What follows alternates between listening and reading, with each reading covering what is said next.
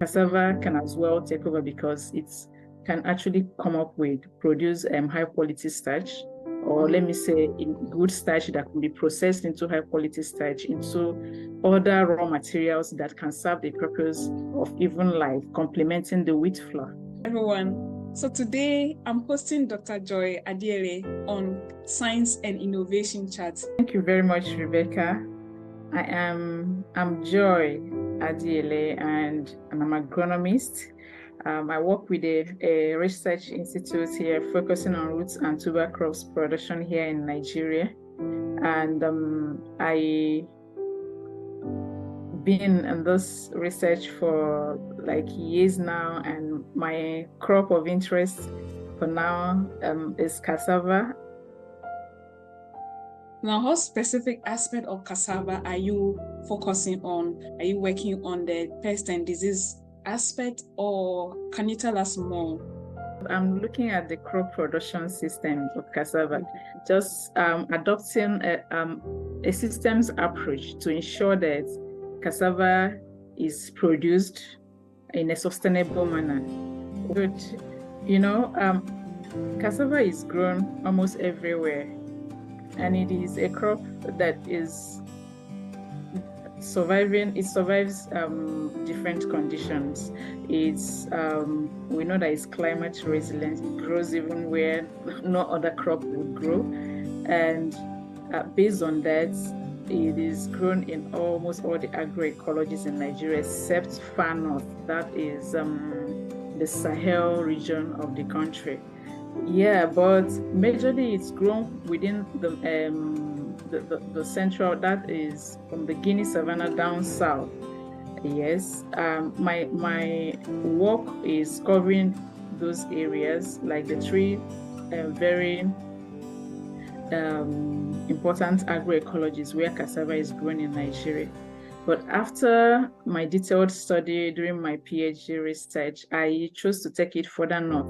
Like I have an experiment going on now in Kaduna, which is like semi-arid regions where we are growing cassava, and it's doing very, very, very well because we are looking at the crop's plant characteristics.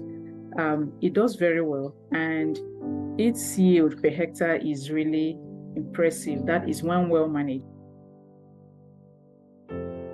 In as much as we increase yield, we don't exploit the environment while doing that.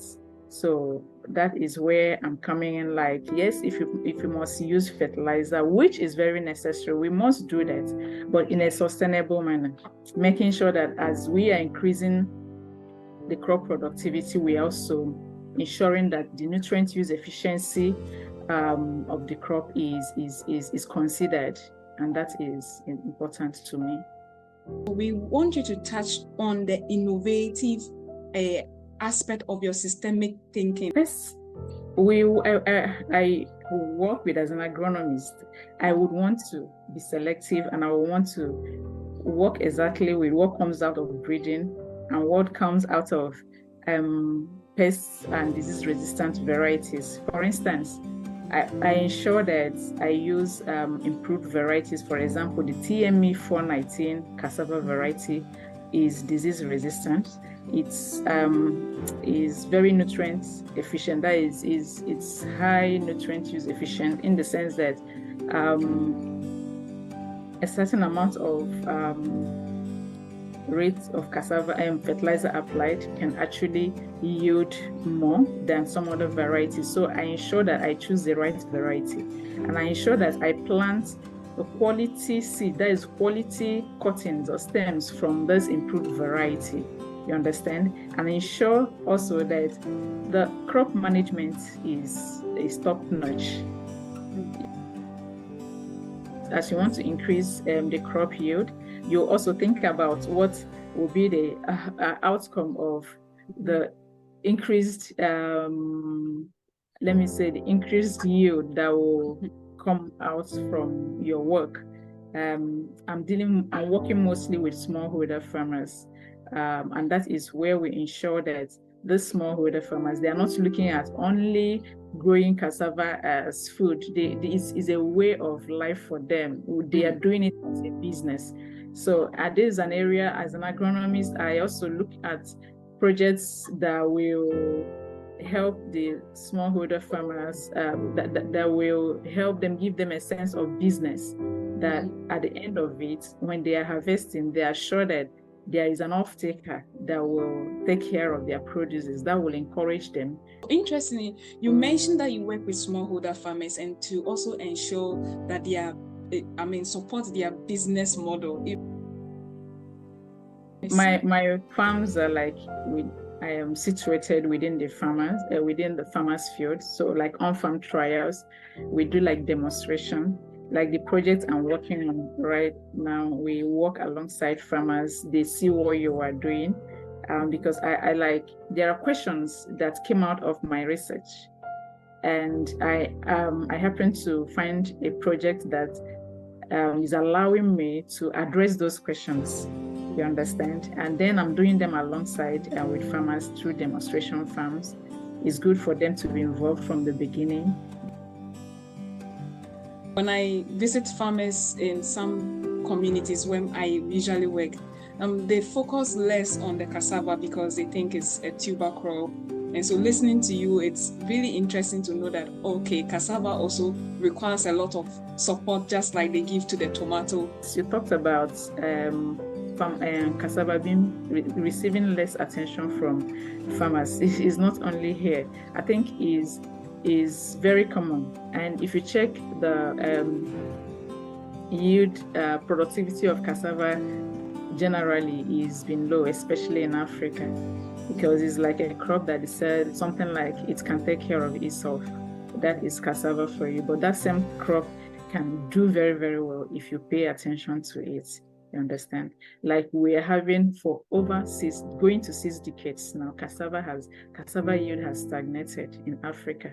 For example, in Nigeria, it has stagnated. In fact, it's about going down. You understand? The issue is that we bought, it pains me because with these improved varieties, yes, they get also the good seeds, but they plant it and they leave it there. They don't manage the crop. They don't manage the farm. So that gets us to like you talked about tomatoes. Tomato, they wouldn't want the weeds to come near tomato. They would want to apply the herbicides. They would want to apply fertilizers. You understand, the pesticides, whatever they are asked to do to make sure it comes up very well, but not for cassava. So, but now is that we have to pay attention to cassava because things are changing. The climate is changing.